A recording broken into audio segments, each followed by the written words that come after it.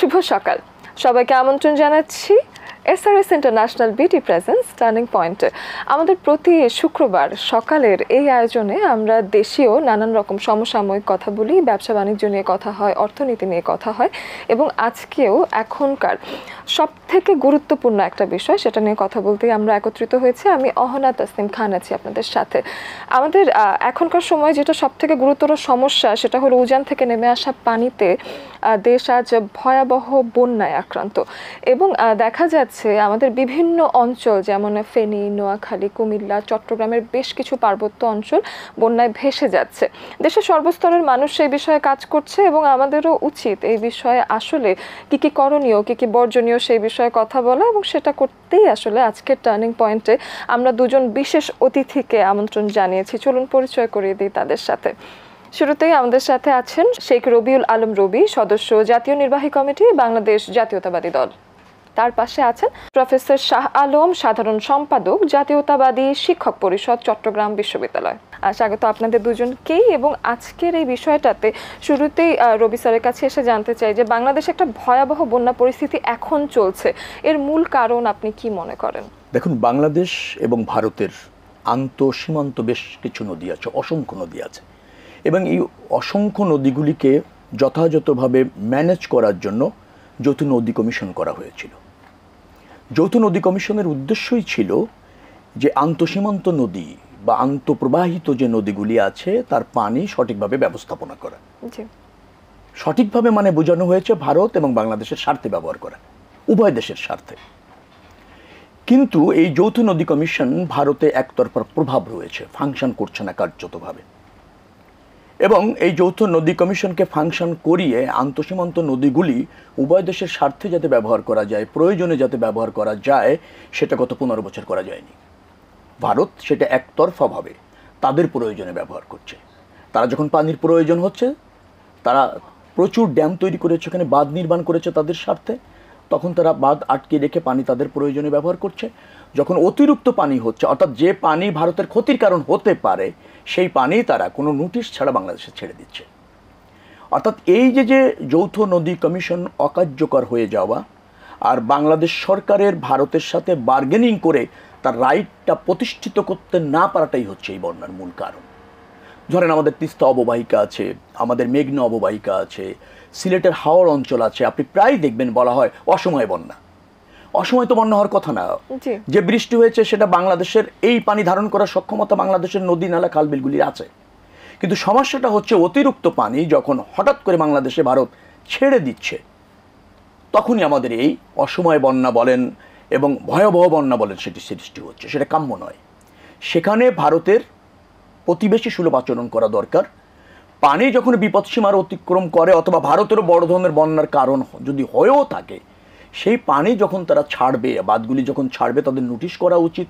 কতটুকু পানি ছাড়লে বাংলাদেশেও ভয়াবহ বিপর্যয় হবে না সেটাও বিবেচনায় রাখা উচিত।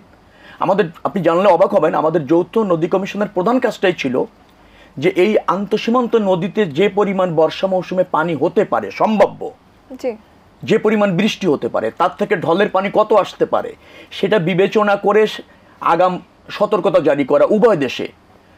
সেগুলি কিন্তু করছে না। ভারত করছে ভারতের প্রয়োজনে, কিন্তু বাংলাদেশ তার থেকে বঞ্চিত হচ্ছে। সেটাই তো মূল কারণ এই বন্যার।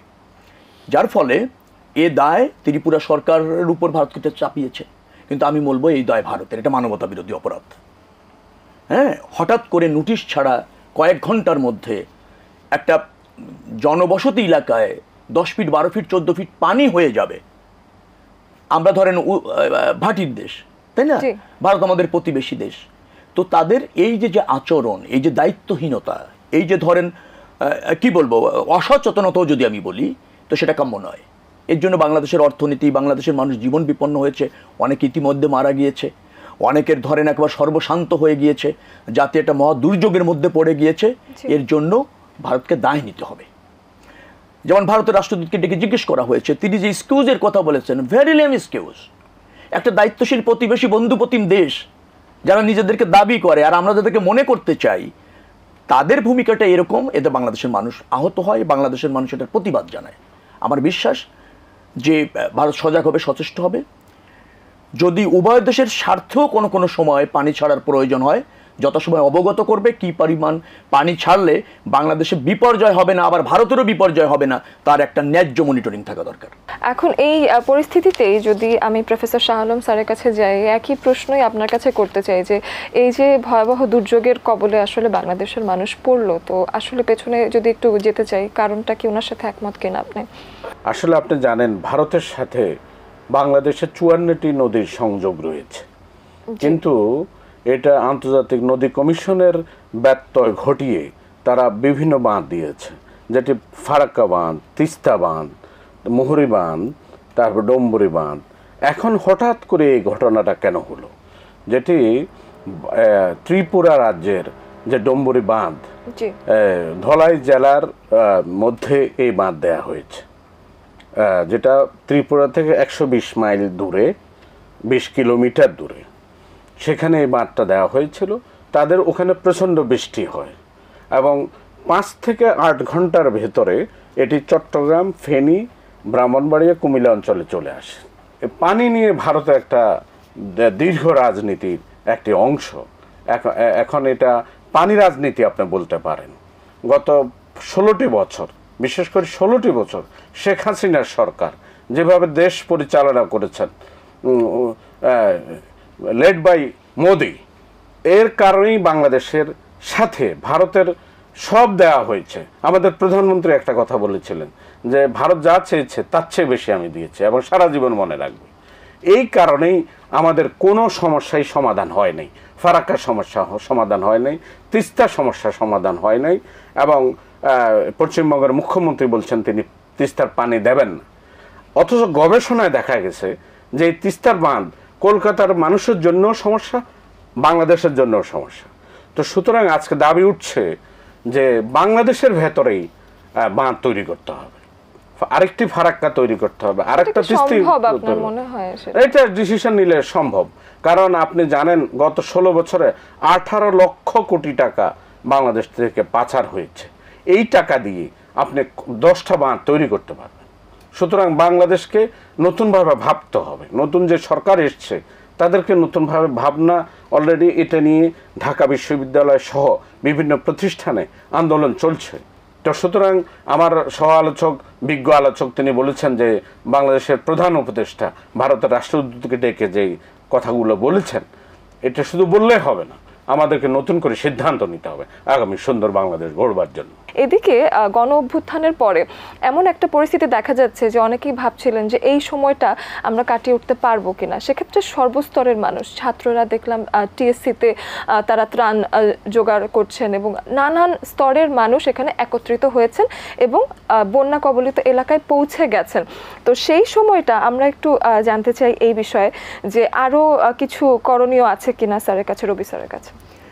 ধন্যবাদ। আমি প্রিভিয়াস আলোচনায় একটা কথা আমি বলতে চাচ্ছিলাম, সরকারের নতজানু পররাষ্ট্র নীতিও একটা কারণ ছিল।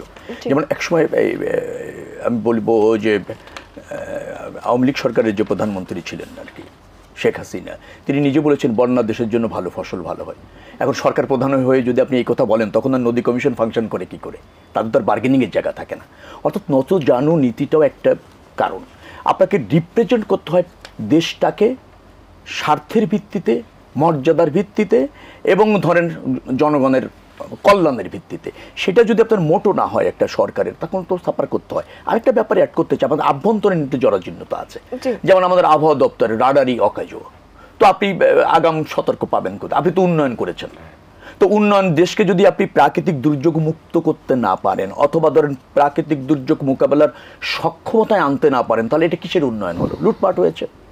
আমাদের আভ্যন্তরীণ নদী যেগুলি আছে, খাল যেগুলি আছে, জলাধার যেগুলি আছে, ডিসিদের দিয়ে একবার মনে হয় নদী শাসন কর্তৃপক্ষ তদারকি করেছে। 56,000 দখলদার আছে যারা এগুলিকে ভরাট করে ফেলেছে। পানি হয়তো আসবেই, কিন্তু সেই পানি আভ্যন্তরীণ ব্যবস্থাপনা এবং আভ্যন্তরীণ একটা মানে হিউজ পরিমাণ পানি যাতে আমাদের খাল, বিল, নদী, নালাগুলি, হাওড়গুলি ধারণ করতে পারে, সে ব্যবস্থাপনাও কিন্তু দরকার রয়েছে। এখন ধরুন বন্যাটা হলো, রাজনৈতিক দল হিসেবে আমরা সর্বাত্মক চেষ্টা করছি। আমাদের নেতা কর্মীরা যারা আছেন আর্থিকভাবে চেষ্টা করছে, ভলেন্টিয়ারি সার্ভিস দিচ্ছেন। প্রথম প্রায়োরিটি আমরা দিয়েছি যে যারা বন্যা আক্রান্ত হয়েছে তাদেরকে প্রথমে উদ্ধার করা, তাদের জীবন রক্ষা করা, তারপরে তাদের শেল্টারের ব্যবস্থা করা হচ্ছে, তারপর তাদের খাবার, অথবা ধরেন তাদের যে ত্রাণ সামগ্রী প্রয়োজন, পোশাক থেকে শুরু করে তাদের আহারের যে ব্যবস্থা করা, সেটা নিশ্চিত করার জন্য বিএনপি তার অঙ্গ সংগঠনের নেতাকর্মীরা সর্বাত্মকভাবে সামর্থ্যের শতভাগ নিয়ে কাজ করছে। মানে যেখানে সাহায্যের প্রয়োজন সেখানে আমরা ছুটে যাচ্ছি। আমার বিশ্বাস যে 1 থেকে 2 দিনের মধ্যেই দেখবেন যে এই পরিস্থিতিটা স্বাভাবিক হয়ে গিয়েছে। হ্যাঁ, অল্প সময়ে দ্রুত গতিতে পানির উচ্চতা বৃদ্ধি হওয়ার ফলে কিছু মানুষের সার্ভাইভ করাটাই কঠিন হয়ে গিয়েছে। তারা একটা কঠিন সময় পার করেছে, কিন্তু সাহায্যের অভাব বলেন, উদ্ধারের অভাব বলেন, তার জন্য এখন আর খুব বেশি সাফার করছে বলে আমার কাছে মনে হয় না। পরিস্থিতিটা নিয়ন্ত্রণ করতে জাতি হিসেবে আমরা ছাত্র জনতা রাজনৈতিক দল মিলে সফল হয়েছি। আর সরকার, একটা অন্তর্বর্তীকালীন সরকার আছে, তারাও অনেক মানবিক, তারা অনেক দক্ষযোগ্য, তারা বার্গেনিংটা বোঝে, তারা অ্যাসিস্ট করতে জানে, তারা নির্মোহ যে সরকারটি আছে, তারাও চেষ্টা করছে। আমার বিশ্বাস জাতি হিসেবে আমরা এই সংকট থেকে উত্তরণে সক্ষম হব। কিন্তু এই সক্ষমতাই যথেষ্ট না। আগামীতে যাতে আমরা এইভাবে ডিপ্রাইভ না হই প্রতিবেশীর কাছ থেকে, সে ব্যাপারে আমাদের নতজানু নীতি না থেকে ন্যায্যতার ভিত্তিতে বার্গেনিং করার প্রয়োজন আছে। জি, চমৎকার। সেক্ষেত্রে আরেকটা প্রশ্ন, কর্মসূচির কথাই যদি বলি, আপনারও যদি কিছু বলার থাকে যে এখন আসলে কি কি করণীয় আছে এই বিষয়ে, এবং আমরা তো আসলে সর্বস্তরের মানুষ সবভাবে চেষ্টা করছি, তো এক্ষেত্রে শুরুতে উদ্ধার কার্যর কথা বলছেন, তো স্যারের কাছে এসে জানতে চাই যে এখন আপনার পক্ষ থেকে আরো কোনো সাজেশন আছে কিনা এখনকার সময়? আমার সহ আলোচক তিনি rightly pointed out this point, যেহেতু আমাদেরকে কোনো আগাম নোটিশ দেওয়া হয়নি। এক সময় ছিল ত্রাণ দেওয়ার কথা আমরা চিন্তা করেছিলাম, কিন্তু ফেনী নোয়াখালীর অবস্থা এমন অবস্থা হয়েছে যে ত্রাণের চেয়েও মানুষকে উদ্ধার করার চিন্তাটা হয়েছে। আমাদের সরকার বুঝাচ্ছেন একটু দেরি হয়ে গেছে। পরবর্তীতে তারা হেলিকপ্টার এবং স্পিডবোট, নৌকা, এগুলা, মানুষের জীবন যদি না বাঁচে আপনি খাদ্য দিয়ে কী করবেন? এবং আমাদের একটা ছেলে, ইয়াং ছেলে, সাঁতার জানে না, সে ত্রাণ দিতে যেয়ে সে মারা গেছে। তো এটা আমাদের জন্য একটি হৃদয় বিদারক। জি, এদিকে দেখা যাচ্ছে যে আমরা আসলে পরিস্থিতির অনেকটাই কাটিয়ে উঠতে পেরেছি, এবং বাংলাদেশ সেনাবাহিনী এবং নিরাপত্তা রক্ষা বাহিনী অনেকভাবেই দেখাচ্ছেন যে তারা আসলে বেশ আমাদেরকে কাটিয়ে উঠতে সাহায্য করছেন। একটা গণ অভ্যুত্থান গেল, বাংলাদেশ একটা ট্রানজিশনিং পিরিয়ডে আছে, তো সেই সময়টাতেও আমরা যে এই যে বিপদটা কাটিয়ে উঠতে পারলাম, সেই বিষয়ে আসলে কাদেরকে ভূমিকা কাজ করেছে, কাদের ভূমিকা, সেটা একটু নিয়ে শুনি আপনার। সব শ্রেণী পেশার মানুষের অংশগ্রহণ ছিল। জাতি হিসাবে তো আমরা ধরেন জাতীয় স্বার্থে সজাগ সচেষ্ট আছি, এই ঐতিহ্য আমাদের ছিল। সমস্যা হচ্ছে রাজনৈতিক বিভাজন আমাদেরকে এমন করেছে, জরাজীর্ণ করেছে। এজ এ নেশন কিন্তু আমাদের সেনাবাহিনী বলেন, আমাদের প্রশাসনের কর্মকর্তারা বলেন, দেশপ্রেম বলেন, সে ঐতিহ্য, আমরা তো সশস্ত্র সংগ্রামের মাধ্যমে স্বাধীন হয়েছি। প্রাকৃতিক দুর্যোগ বলেন, মানবসৃষ্ট দুর্যোগ যাই বলেন না কেন, আমরা তো হাতে হাত মিলে কাজ করার অভিজ্ঞতা আমাদের আছে, ঐতিহ্য আমাদের আছে। তো আমরা এটা সক্ষম হয়েছি। আবার একটা অন্তর্বর্তীকালীন সরকার, আমি আগেও বলেছিলাম, আছি, সেনাবাহিনীর সদস্যরা তড়িৎ রেসপন্স করেছেন। সব কিছু মিলে এটা জাতীয় অর্জন বলবো আমি, এটা সংহতি। বিপদের সময় সবচেয়ে বড় জিনিস হচ্ছে ধৈর্য, সংযম, সংহতি, সমন্বয়। আমার মনে হয় 4টিও কাজে লাগবে। ধৈর্যটা একটু বাকি আছে, আরেকটু ধৈর্য ধরতে হবে। সংযমটাও আমার মনে হয় যে আরেকটু যদি হয়ে যায়। সংহতি এবং সমন্বয় পরিপূর্ণভাবে হয়েছে।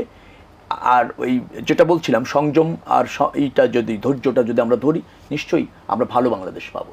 আমরা একটা নতুন বাংলাদেশ চাই, যে বাংলাদেশে রাজনৈতিক প্রতিযোগিতা থাকবে, প্রতিহিংসা থাকবে না, যে রাজনীতিতে জনগণের প্রত্যক্ষ অংশগ্রহণ থাকবে কিন্তু হানাহানি থাকবে না। সেরকম একটা রাজনীতি তো আমরা চাই, তাই তো? এবং জনগণের রায়ের ভিত্তিতে একটা সরকার চাই, জনপ্রতিনিধি চাই, যে প্রতিনিধি বা যে সরকার আপনার লক্ষ্যই হবে জনকল্যাণ, জনসমৃদ্ধি, জন আকাঙ্ক্ষা। এটা ধারণ করে রাজনীতি করতে পারলে 18 কোটি পরিশ্রমী মানুষ, স্যাক্রিফাইস জানা মানুষ, তারা পিছিয়ে থাকবে। তারা ধরেন কোনো আধিপত্যবাদী শক্তি দ্বারা শাসিত হবে, সেটা নয়, সেটা কিন্তু নয়। আমাদের লিডারশিপ এবং আমাদের ন্যাশনাল ইউনিটিতে কিছুটা প্রবলেম আছে। আমার ধারণা হচ্ছে ছাত্র জনতা, সব রাজনৈতিক দলের আন্দোলনে যে নতুন বাংলাদেশ বিনির্মাণের স্বপ্ন এই জাতি দেখছে, সেটা সফল হবে, সেটা পরিপূর্ণ হবে, এবং আমরা এই দেশে মানুষ তার মালিকানা এনজয় করবে, এরকম একটা রাষ্ট্র ব্যবস্থাপনা পাবো। সেটা সূচনা শুরু হয়েছে। এটা একটা সংবেদনশীল সময়। আমি বলেছি, ধরেন একটা সংকট এবং বিপর্যয় থেকে জাতি সদ্য মুক্তি পেয়েছে, কিন্তু পরিপূর্ণ মুক্তির আগ পর্যন্ত যে সময়টা, সেটা এক স্পর্শকাতর সময়, সেটা একটা সংবেদনশীল সময়। এই সময় আবারও বলতে চাই, ধৈর্য খুব ইম্পর্টেন্ট। যারা শপথ নিয়েছে তাদের কাজ করার সুযোগ দিতে হবে, তাদেরকে আমাদের অ্যাসিস্ট করতে হবে এবং নিশ্চয়ই তারা কনসার্ন আছেন অতি দ্রুত সময় জনগণের ভোটে নির্বাচিত জনগণের একটা প্রতিনিধির কাছে ক্ষমতা হস্তান্তর করবে, পার্লামেন্ট কার্যকর থাকবে, সরকার দায়বদ্ধ থাকবে। এইটা প্রতিষ্ঠিত হলেই অতি অল্প সময়ের মধ্যে যে ক্ষতি, সেটা প্রাকৃতিক দুর্যোগে বলেন অথবা গণ অভ্যুত্থানে বলেন হয়েছে, তা আমরা কাটিয়ে উঠতে সক্ষম হব। বেশ চমৎকার, কারণ আসলেই এখনকার যে সচেতন নাগরিক আছে তারা আসলেই রাষ্ট্রের কাছ থেকে, সরকারের কাছ থেকে একটা জবাবদিহিতা অবশ্যই চায়। তো সেটা আসলে এখনকার সময় খুবই গুরুত্বপূর্ণ।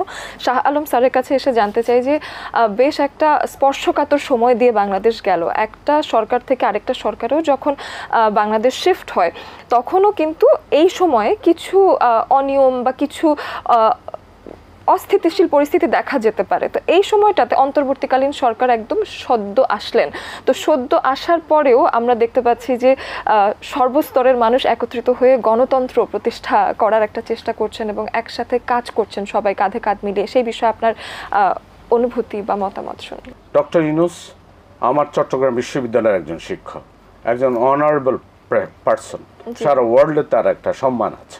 আমি নিজস্ব ভিডিও বার্তায় বলেছি তাকে সমর্থন দিতে হবে। এবং গত 16 বছর আওয়ামী দুঃশাসনের বিরুদ্ধে একটি দল লড়েছিল, যে দলগুলো লড়েছে তার মধ্যে বিএনপি অন্যতম, এবং বিএনপিকে এখন ধৈর্য ধারণ করতে হবে, তত্ত্বাবধায়ক সরকারকে অ্যাসিস্ট করতে হবে, সমর্থন জানাতে হবে, এবং তারা যদি একটাই লেভেলে নিয়ে আসে, লেভেল প্লেইং ফিল্ড হওয়ার পরেই মূলত ইলেকশন হবে। কারণ আপনারা দেখেন 2009-এর পরে 2014, 18, 2024 একটি স্বৈরতান্ত্রিক নির্বাচন হয়েছে, যেখানে গণতন্ত্র, মূল্যবোধ, মানুষের অধিকার নিশ্চিত হয়নি। আপনি ভোট দিতে পেরেছেন কিনা আমি জানি না।